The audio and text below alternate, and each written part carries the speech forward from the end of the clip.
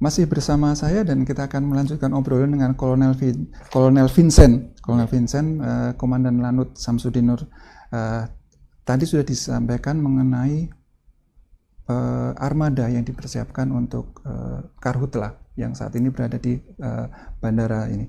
Nah, saya ingin tahu nih, seberapa banyak kekuatan armada ini Pak yang dikerahkan untuk mengantisipasi atau bahkan memadamkan kebakaran hutan ini, karena kan kita tahu bahwa kayaknya semakin hari justru semakin, ya kalau dibilang parah ya Pak, karena kabut asap sudah makin merata. Ini seberapa banyak Pak kekuatannya Pak? Jadi kita diperbantukan oleh BNPB itu ada 4 heli waterbombing dan 2 heli patroli Pak. Jadi total helinya itu ada 6 di sini.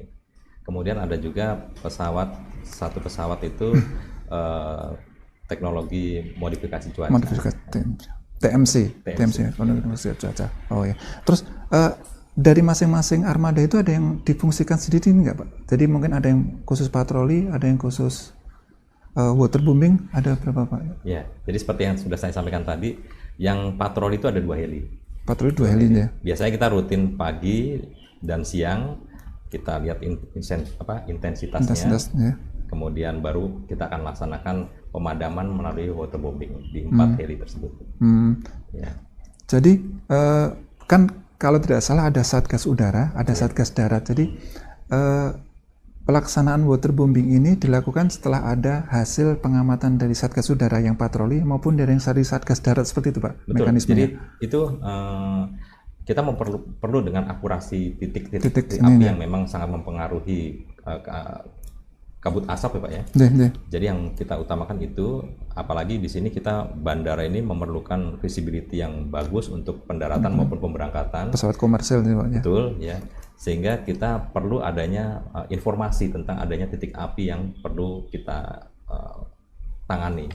Nah, itu tidak hanya terbatas terhadap patroli udara saja, tapi laporan dari bawah dari Satgas Darat terhadap adanya titik-titik api itu yang menjadi sumber informasi kita untuk melaksanakan pemadaman lewat udara.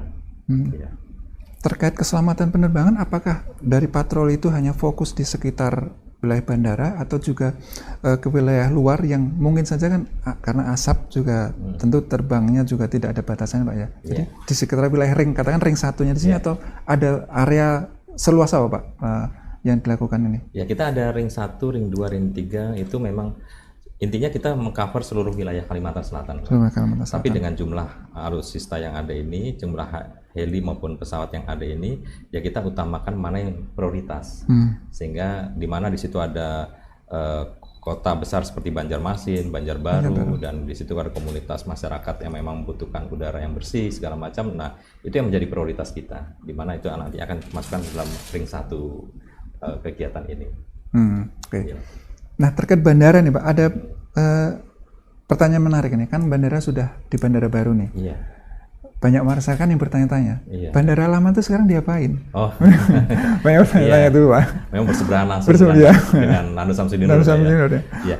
Tapi itu saya rasa nanti kewenangannya ada di pengelola bandara setempat Pak, itu di Angkasa Pura, Bandara Samsudin ini Angkasa Pura 1, mungkin kewenangannya nanti akan ada di sana Pak. Pengembangan apa nanti yang akan menjadi ke fungsiannya lah ya. Oh ya. Karena banyak bertanya-tanya dong masyarakat.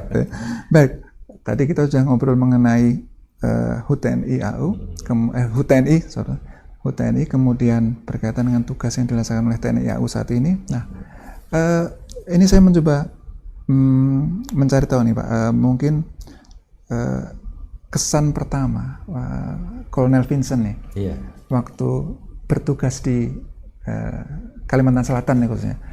Ini kan ada beberapa yang merasa bahwa di Kalimantan Selatan, di kota yang penuh dengan air ini tentu ada sesuatu yang berbeda yang dibandingkan dengan daerah-daerah lain. Mungkin ada kisah sendiri. Iya Pak.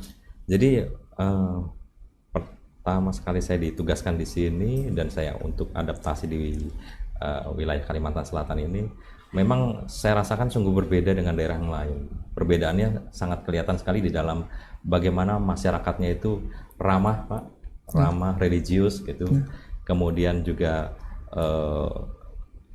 kondisinya tuh kondusif di sini, sehingga membuat orang betah gitu istilahnya. Kalau kalau kondisinya damai, kondusif itu itu membuat orang tuh nyaman, hatinya tenang gitu. Itu yang kami rasakan pada saat kami berdinas di sini. Ya. Kalau boleh tahu, ini menginjak Oktober ini menginjak bulan keberapa, Pak?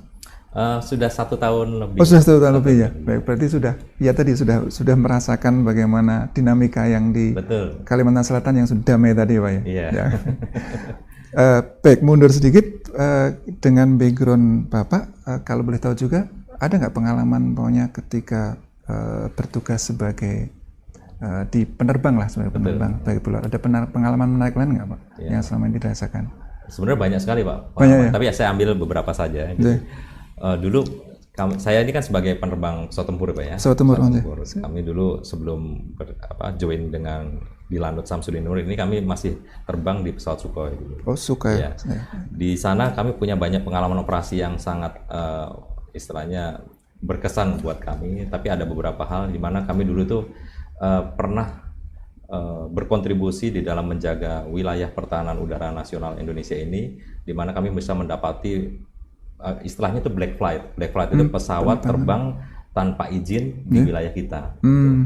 Di mana itu membutuhkan agresivitas yang tinggi, kemudian perhitungan yang tepat di dalam kita istilahnya menangkap pelanggar itu. Dan itu saya bisa melakukan itu, bisa menurunkan paksa sampai dengan dia mendarat, kemudian akhirnya dilaksanakan pemeriksaan oleh satuan tugas yang di bawah. Dan itu menjadi kebanggaan saya pribadi, di mana itu saya secara nyata, secara real gitu melaksanakan tugas-tugas operasi yang memang ancaman itu nyata gitu.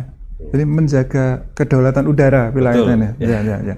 Oh, kalau boleh tahu call sign, kan ada call sign ya? Kalau call sign-nya apa? Saya call sign-nya Hunter. Oh, Hunter ya, call sign Hunter dengan call sign Hunter. Iya. Oh iya, baik. Kalau tadi dengan pengalaman Sukhoi, pengalaman penerbang tempur ya Pak, boleh dengan penerbang tempur. Berarti istilahnya pernah nggak Pak istilah berpatroli sampai wilayah Kalimantan Selatan atau wilayah mana Pak yang dulu? Oh, kami sering Pak di sini. Oh, sering ya? Karena home base-nya pesawat Sukhoi itu kan Makassar. di Makassar ya. Dan kita memang dalam melaksanakan patroli itu sampai di wilayah ini. Ya, kami nggak nyangka juga, kami sering patroli di sini, ternyata jadi dinas di sini. Oh, baik. Yeah. Terus kalau istilahnya sebagai penerbang tempur, tentu kan selama ini aktivitas di pasukan di udara. Ketika katakan kalau saya nyebutnya ketika di darat ya Pak. Di darat tentu ada yang berbeda Pak. Berbeda. Apa yang menurut Bapak pendekatan yang berbeda yang dilakukan dengan katakan jajaran dengan pasukan yang ada?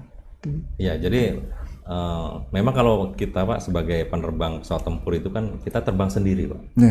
Kita terbang sendiri, masalah kita hadapi sendiri, kemudian keputusan ya sendiri.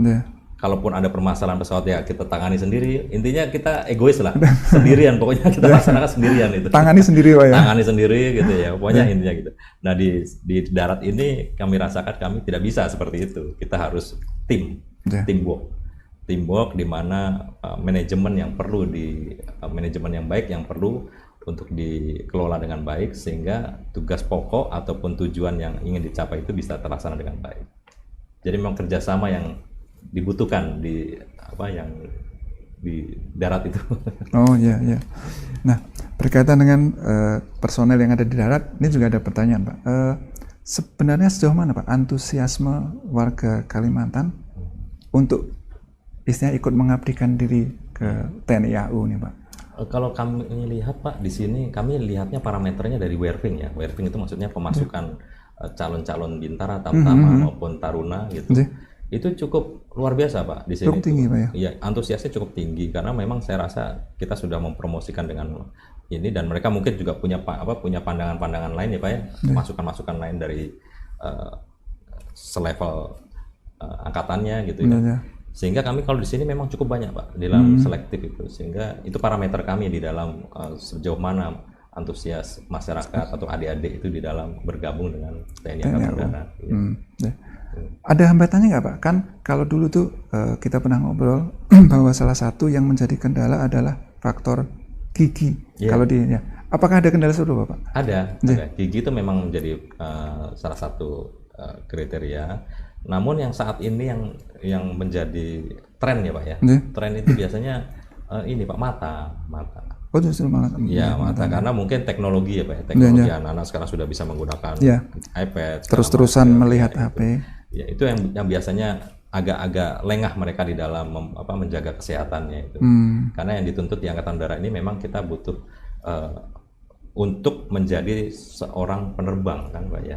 Apalagi yang taruna-taruna itu memang harus untuk menjadi seorang penerbang. Kita berharap mereka masuk itu bisa menjadi seorang penerbang, dan kita memprioritaskan kesehatan, baik kesehatan fisik maupun psikologinya untuk bisa lolos dan juga bisa menjadi generasi penerus di TNI. Download Tribun X sekarang, menghadirkan lokal menjadi Indonesia.